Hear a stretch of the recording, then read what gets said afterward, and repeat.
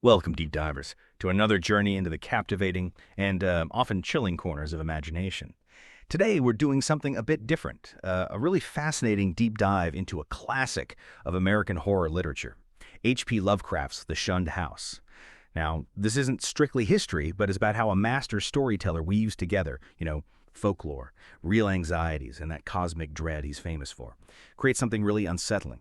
So our mission, if you like, for this deep dive is to kind of unearth the literary and thematic nuggets from Lovecraft's tale. We'll dissect his techniques, look at the historical bits he might have drawn on, and try to understand why this fictional house on Benefit Street in Providence, Rhode Island, still gives people the creeps today. It's so vivid you can almost believe Edgar Allan Poe himself might have just, walked right past it in the 1840s, totally unaware. Yeah, what's really remarkable about the Shuned House, I think, is how Lovecraft builds that terror. It escalates. He mixes these very mundane details with stuff that's just completely bizarre.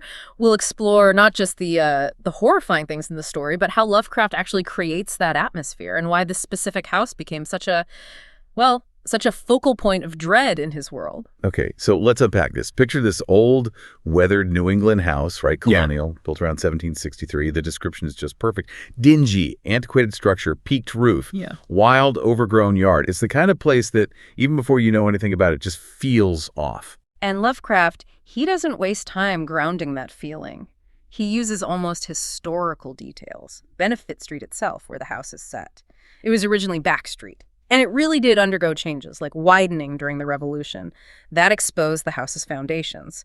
Lovecraft grabs that detail, uses it to explain why there's this brick basement wall with a door and window right at street level. And that detail becomes, pretty crucial later on as the horror ramps up. It shows his genius, doesn't it? Blending plausible history with this supernatural dread. Right.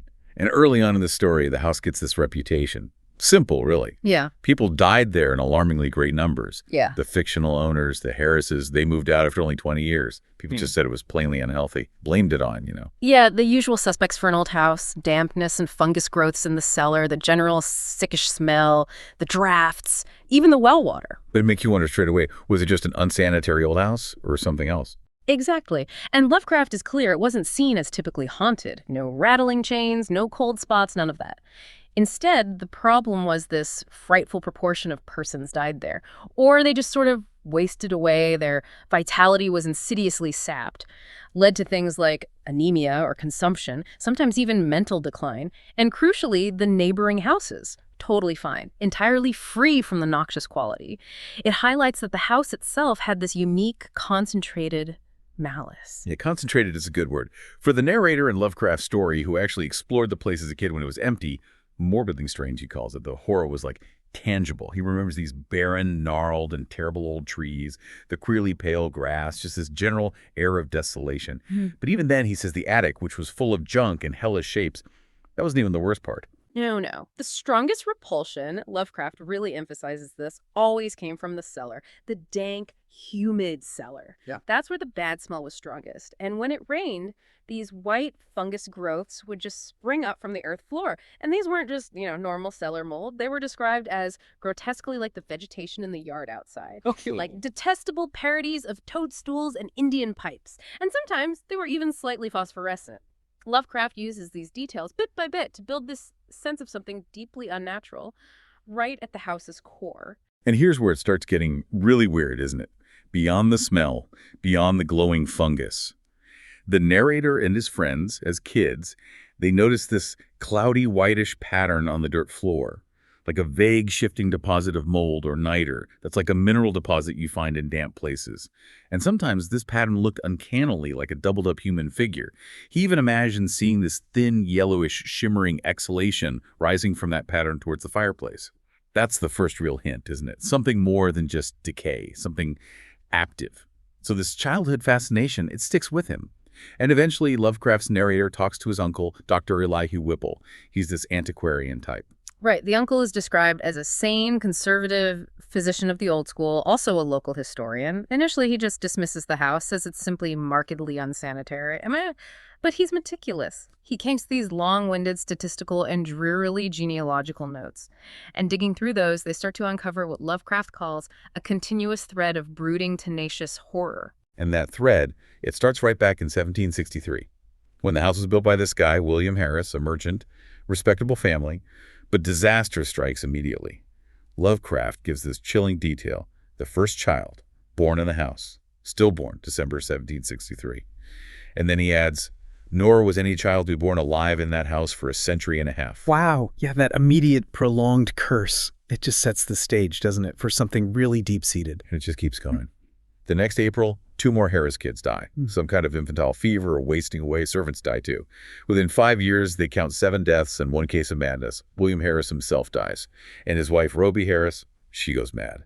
A mild form of insanity, they call it, and she's confined upstairs. Lovecraft is really painting this grim picture of just systemic decline tied to the house. And Roby Harris's madness is particularly disturbing. It gives us a crucial clue, maybe, about what Lovecraft is building towards. Definitely. The story says she started having dreams and imaginings of the most hideous sort, uttering shrieking horrors. And here's the really strange part. She'd shout for hours in this coarse and idiomatic form of French, but she barely knew any French. She also complained wildly about a staring thing which bit and chewed at her.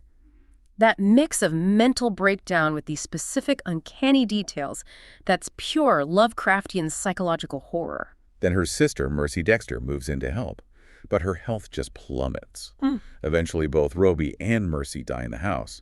William Harris Jr., the son, he'd gotten sick too.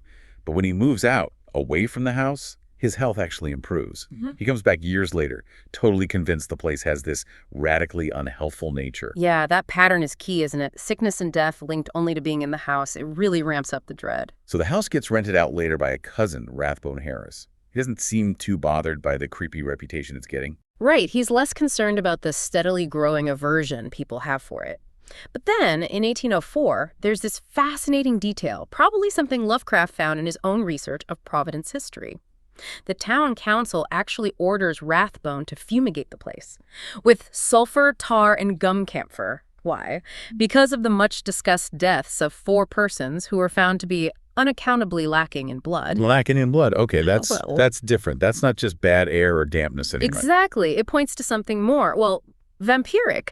Lovecraft introduces that element quite subtly there. And the grim reputation just continues. Another series of deaths around 1861, and Lovecraft highlights this pattern.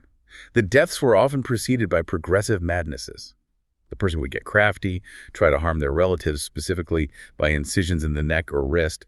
And again, these victims, who apparently didn't know French, would babble maledictions in French. The recurrence of French, the blood loss hints, the specific violence, it's all pointing towards something much more specific than just a general haunting or curse. So the narrator, who the story presents as being pretty rational, free from unwarranted superstition, even he starts to feel deeply affected. He sees this persistent evil beyond anything in nature. He gathers more evidence. And the servant gossip, it consistently points to one place. To cellar, always the cellar. The fungus and malodorous cellar as the source. And then there's the servant, Anne White. She came from a superstitious background, apparently. Right, and she had a definite shape for all the scary talk. She basically says, there must lie buried beneath the house one of those vampires, the dead who retain their bodily form and live on the blood or breath of the living. Folk horror right there. She actually demanded they dig up the cellar floor to check, which got her fired, unsurprisingly. But her stories kind of resonated, didn't they? Because the house was built on old burial land. Plus, there were all these creepy coincidences Lovecraft keeps dropping in. Another servant, Preserve Smith, great name, by the way, complained something sucked his breath at night. Then you have those 1804 death certificates mentioning victims unaccountably lacking in blood. And Roby Harris raving about sharp teeth and that glassy-eyed, half-visible presence. And the French. It's masterful, really, how he builds the dread by piling up these details. They seem scattered at first, but they all start pointing in the same direction. So the narrator digs deeper into the really early town records, the history of the site itself. And bingo, he finds a lease record, 1697, for a guy named Etienne Roulet and his wife. Finally, the French element had appeared. It connects the weird language thing to an actual family line. This is classic Lovecraft using these pseudo-historical discoveries within the story. Okay, so this feels like a big turning point in the story. The Roulets, who were they? Huguenots from cold France, Protestants who faced persecution back home, so they came to the colonies.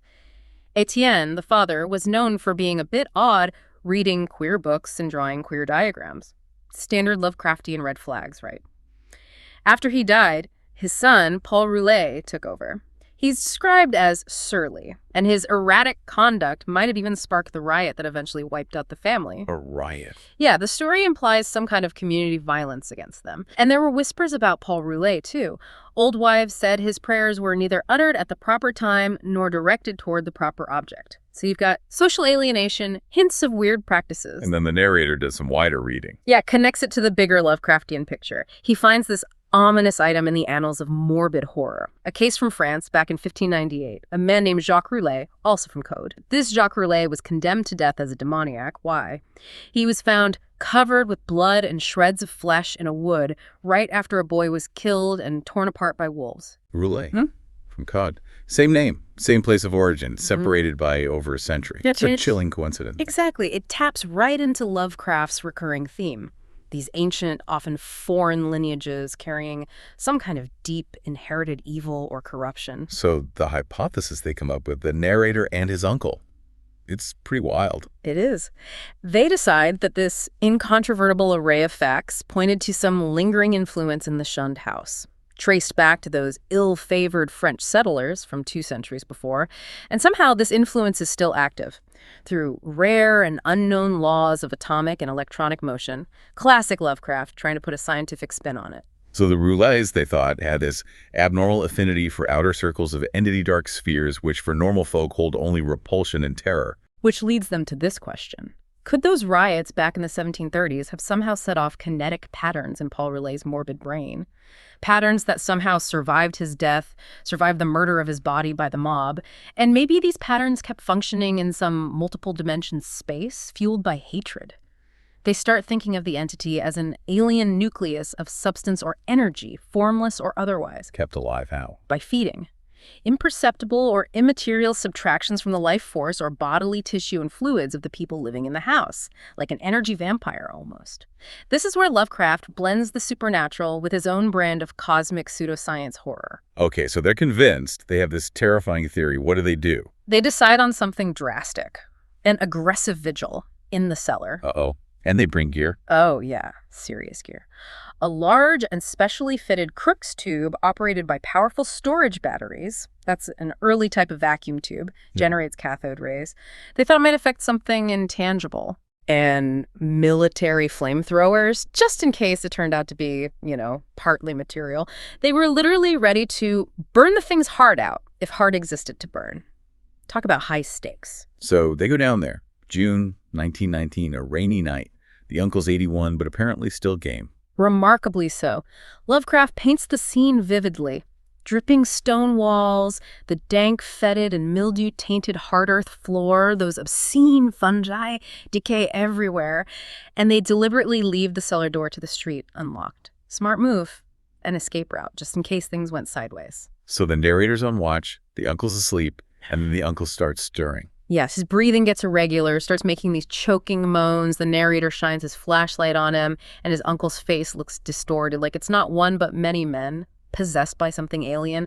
Lovecraft really pushes the body horror here. And he starts talking. Mumbling at first, then in French. Phrases connected to these dark myths that the uncle knew from some famous Paris magazine.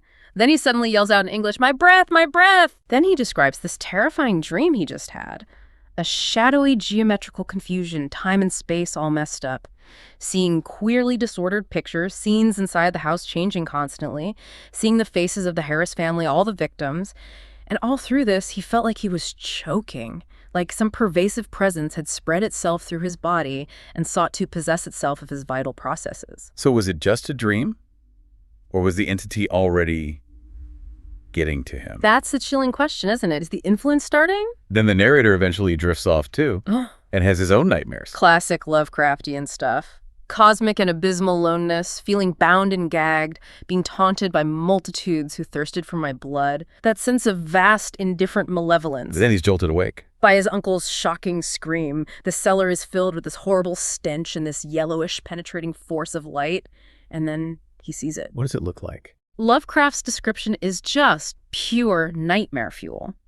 Out of the fungus-ridden earth steamed up a vaporous corpse light, yellow and diseased. It bubbles up to this gigantic height. The outlines are vague, half human and half monstrous, and it's described as being all eyes wolfish and mocking. Its head is like a rugose insect-like thing that dissolves at the top into mist, curling up the chimney. It's cosmic horror made physical almost. And it's doing something to the uncle. Yes, it's enveloping him. His uncle's features are blackening and decaying. He's leering, gibbering, reaching out with dripping claws. The narrator grabs the Crookes tube, tries to use it. It work. Nothing. No effect at all. The pseudoscience fails against this ancient thing. Oh. And then comes the final, utterly horrifying moment. Lovecraft calls it the uncle's nauseous liquefaction. His face just melts, undergoing these impossible changes of identity. He becomes at once a devil and a multitude, a charnel house and a pageant. The narrator sees, in the melting face, the features of the whole Harris line, men, women, children. He even sees a degraded counterfeit of poor, mad Roby Harris and Mercy Dexter. That is gruesome. As the body collapses, this pool of greenish grease spreads on the floor. The narrator just bolts, runs for the unlocked door with a thin stream of grease following me. It's one of the most visceral, disgusting scenes Lovecraft ever wrote. Okay, so he escapes, but he knows it's not over. He's reeling, but he knows he has to go back, finish it. Right. He's convinced now it's some vampirish vapor, so he goes back, but this time he's prepared differently. Pickaxe, spade, a gas mask, and 6 carboys of sulfuric acid. Sulfuric acid, wow. Carboy's like a huge glass bottle, right? For dangerous liquids. He means business. Absolutely. He starts digging right in front of the fireplace where that weird glowing patch used to be. He hits the fungi, and this viscous yellow ichor, like a mythological evil fluid, starts oozing out. He digs deeper, hits something softer than earth. He describes it as fishy and glassy, a kind of semi-putrid congealed jelly with suggestions of translucency. Rrr. He keeps scraping, and then he sees its shape. Huge and roughly cylindrical, like a mammoth, soft, blue-white stovepipe doubled in 2. The main part about 2 feet thick. This is it. The physical core of the entity finally exposed. And the acid. He dumps all 6 carboys right into the hole. The reaction is immediate. A blinding maelstrom of greenish-yellow vapor erupts. There's a hideous roar. And that's it. The entity is destroyed, viscerally, chemically obliterated. Kind of catharsis, almost, after all that horror. Yeah. Lovecraft's narrative concludes pretty definitively. One of Earth's nethermost terrors had perished forever. And within the story, the house itself changes completely. The weird fungi wither and die. The pale grass and strange weeds, gone. Birds start nesting in the trees again, trees that were barren before. And the house gets rented out, successfully this time. Lovecraft actually gives us a rare, almost positive ending here. The horror is truly gone. So what does this all mean for us looking back at this story? We've seen how Lovecraft in the Shuned House just masterfully builds this nexus of horror. It's rooted in these, invented centuries-old secrets, but also this feeling of ancient alien evil. He mixes things that feel real, like the history of Benefit Street, with this fictional genealogy, these pseudoscientific ideas, to create this dread that feels both grounded and totally cosmic. This deep dive really shows how a storyteller can shape a fictional place, give it this profound sense of horror just by imagining what lies beneath its surface. Absolutely. And this dive into Lovecraft's story, it really highlights the hidden layers he weaves in. It makes you think about how much of what feels unexplained in his work is actually his way of playing with anxieties. Anxieties about where we come from, about forgotten histories, about those alien forces he believed were lurking just outside our perception. And that's our deep dive for today. The Shuned House, a true classic of weird fiction. It really leaves you with a thought, doesn't it? Yeah. How many layers of unsettling truths, maybe even ancient evils, might be lingering just out of sight, shaping things in ways we can't even comprehend, not just in stories, but maybe, just maybe, in the unexplored corners of our own world, right beneath our feet. Makes you think. Until next time, keep exploring, keep questioning, and stay curious.